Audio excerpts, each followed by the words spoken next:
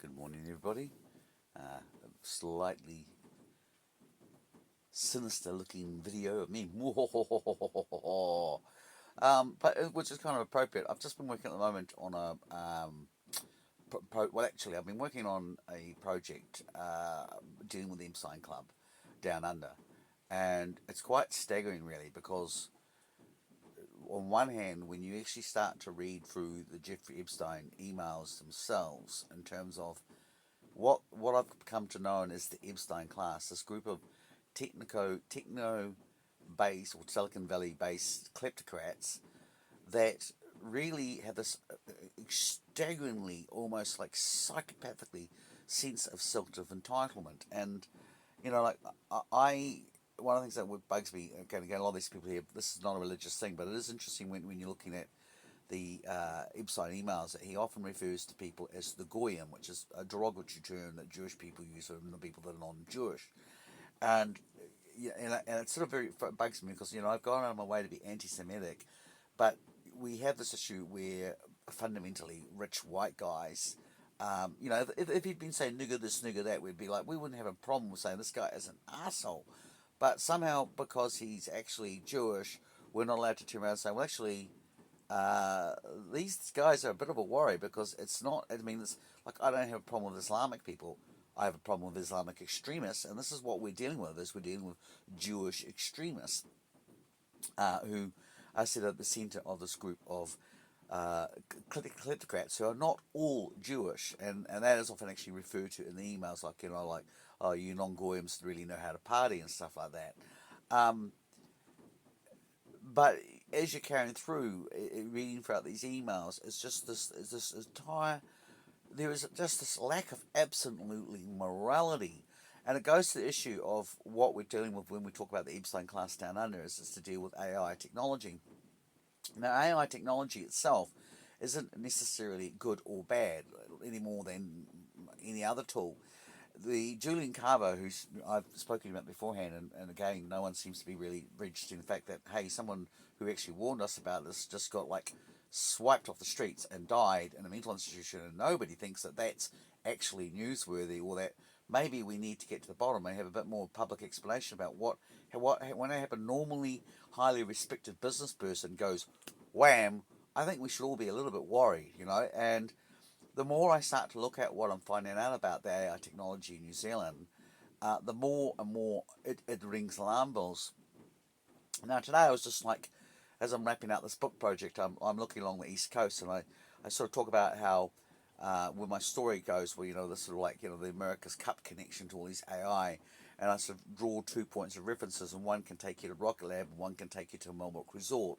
Melbourne Resort, if you aren't aware of it, is a resort in Queenstown that is quite often used uh, by the Five Eyes Security Club and their allies, including Israel, to hold high-ranking conferences, and such as, for example, not actually held in Melbourne, but just down the road at the Wakatipu Lodge, where they actually used to film the movie The Brotherhood of the Rose, which, in the case of art mirroring fiction.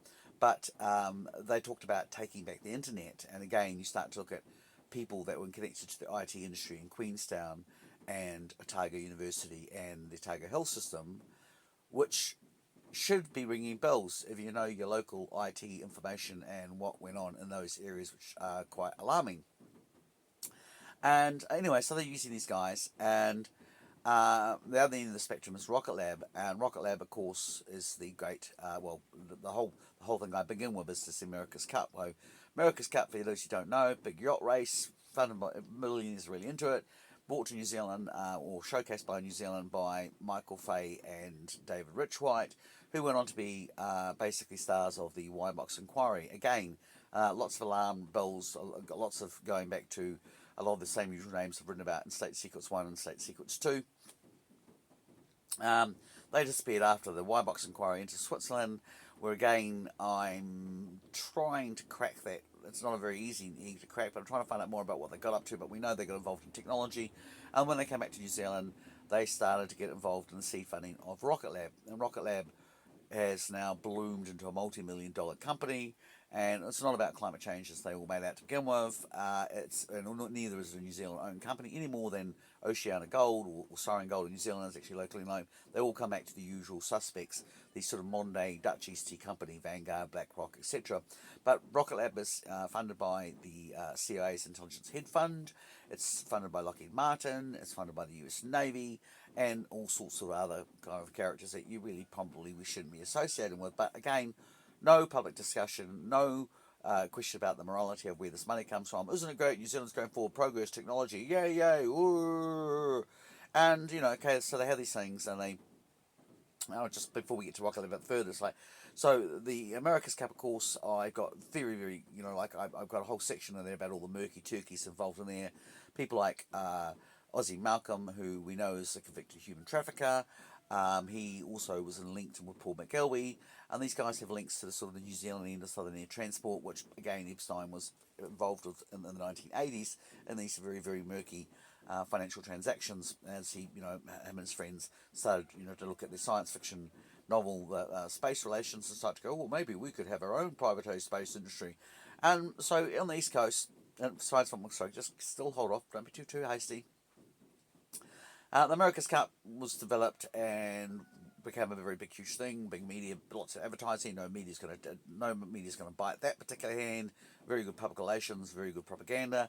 But the technology you use to make America's Cup or super yachts, such as the one that Larry Page bought, who talks about that again in one of Jeffrey Epstein's mates, involved in a New Zealand project called Kitty Hawk, involved in sexual trafficking abuse payouts. And hasn't been really seen largely since the whole Epstein thing disappeared, but has been granted instant residency along with Peter Thiel, who owns Palantir, which is again both Pete and Phil links you directly into their Five Eyes tracking technology tested out during COVID, and of course got built place down in Queenstown, is heavily involved with the Five Eyes clubs that regularly meet in Queenstown, and includes at Melbrook. You've got guys like James Tyco Security, also Honeywell linked in Honeywell Security, but this company also owns a company called Johnson Control, which is very interesting because they've set up a little place in Christchurch. It's got all sorts of all sorts of towers, and there's a little cluster of these sort of highly sensitive electronic and security cyber firms right there up on the Hillside Road by the New Zealand Railways. Would love to know more about that. I'm sure it's not for the benefit of New Zealand. But anyway, these guys from America's Cup, they brought in Rocket Lab, 2015, seeded from Mercury Island Rocket Lab, seed funded by Faye Richwhite. It became more and more clearly that they actually were being funded by a military industrial complex. More and more of the rockets that they launched from there were specifically linked to US military links, and also linking a lot of this geospatial technology. Geospatial technology, which has also popped up during COVID with companies like Nearmaps, Action Aviation, that all went around and did this massive geospatial mapping. In one case alone, just in the Moray and Princess Street, Dunedin, the painted feudal dots, leader, reflected paint. Mate told him it was all about bright, pretty colours, making the city pretty, but just on this one block. Turns out from looking at LGN, Local Government New Zealand documentation, .. is actually a program for doing geospatial marketing to find out information about the people that live in the area. So just from that one single monitoring of that single pedestrian crossing, they could extrapolate nearly 38 points of information, socio-economic information about the residents of Dunedin.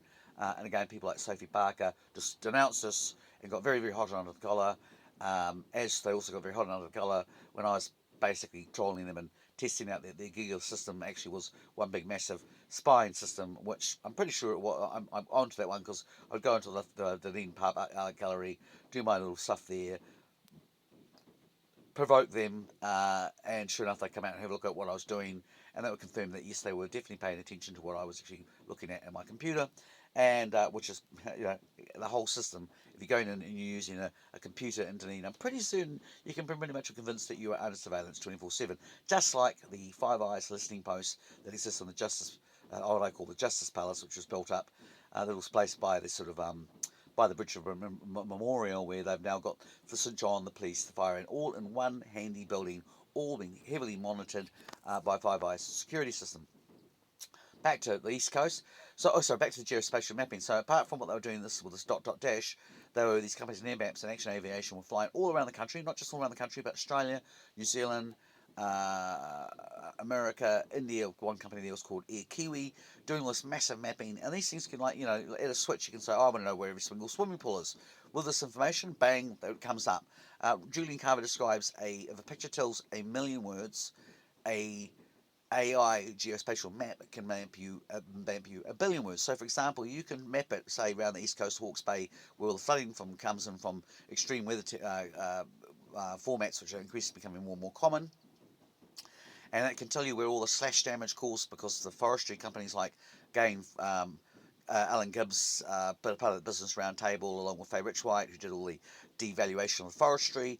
They privatised it, then the privatisation stopped cleaning up the slash damage. And of course, when the cyclones occur, of course, that soil has also been soaked in things like Corex as a result of the MV Rena. When they sprayed that area to clean up, they sprayed it with Corexit, which is actually, it basically breaks down as an industrial emulsifier. So if you rain, it's going to actually escalate erosion in that area. So slash damage is going to do massive amounts of damage. But you can map all of that stuff with geospatial mapping. AI, it's brilliant. Tell you exactly where to build your houses, where not to, where to put the storm drains in, where not to. Except that that's not what happened, because none of that publicly available tax-funded information was actually provided to the public or the council. In fact, the councils may have known, but they didn't release it to the public, and instead it was kept to the private sector. So when these guys did turn around and did all the damage, they predictably caused damage exactly where they thought. No, there were no storm drains put in place for that particular place, so it caused even more damage. And all that area is going to be like, basically people are going to go, well, we can't live anymore. Can we get some insurance? Yes, you can get 20 cents on the dollar. That's all the government can afford to pay out. And so you walk away from your property.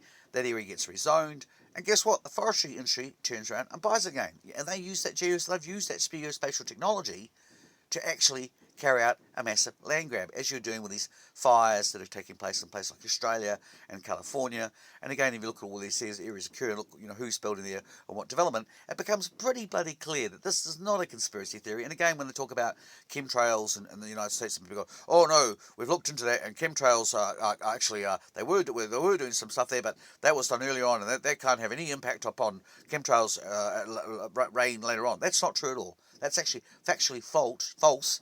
And again, it's frustrating because you get people out there that like to think they're very educated. Oh no, chemtrails don't exist. That's all rubbish. Rah, rah, rah. That's because they've got their fingers firmly stuck in their ears, and they're not actually looking at the fact that we can now trace these particular companies. Now, Aviation Max and Max got very angry because they were like, oh, well, we've been accused of causing chemtrails and our people have been threatened. That actually never actually happened. What actually happened was there was a flight registered about, give or take, about 2016 that was found actually cloud seeding during a rainstorm right over a dam which was being allowed to full of water. And it was so obvious that this was wrong that they said, oh, we're going to have an inquiry into this. The inquiry disappeared. Then the media started misreporting that event 2016 as 2018 for a completely separate event. That was talk about fake news. This is a classic example of it. But the actual reality was somebody had actually been... Geoengineering cannot cause climate change. Okay, and that's where people get all angry about, right? But what they're not getting, because they've been arrogant and they're full of hubris, is that geoengineering can amplify existing weather. So if you get extreme weather coming, then it's going to escalate that too. And if you can use that knowledge using geospatial modeling to your advantage, that you stand to push a lot of people off the ground. And again, geospatial satellites, such as the one I think it was called Osiris, or might have been the Styx series. No, I think it was Osiris, which was used by India. The flooding there basically caused a lot of damage to be done to the crops. And then what happened there was, instead of actually doing mitigation to make sure that wouldn't happen, all those crops got wiped out. And instead, then GMOs came and said, oh, we're going to replant them with GMOs. So they used that opportunity to use that technology to actually turn around and place people with food, GMO food, that they didn't actually want. This is the big game. This is what all these little people are doing their Masters and Bachelor of Arts and think, I know all about climate change, so I know everything. They don't, because they don't know about mapping, they don't know about property development, they don't know how about hedge funds, they don't know about, they just, so much they don't know about, but because they've got that little degree of a little think of education, they think they know everything, when they actually bloody well don't. Geospatial mapping is not just taking place with airplanes running around like Maps and Aviation Action, interesting company which I'll come back to in a second. They are also being used to, as I said, furrow from satellites, which are actually, they're basically space HARP, and they're being launched from places like Rocket Lab. And again, we'll come back to that point because we'll do a point 2.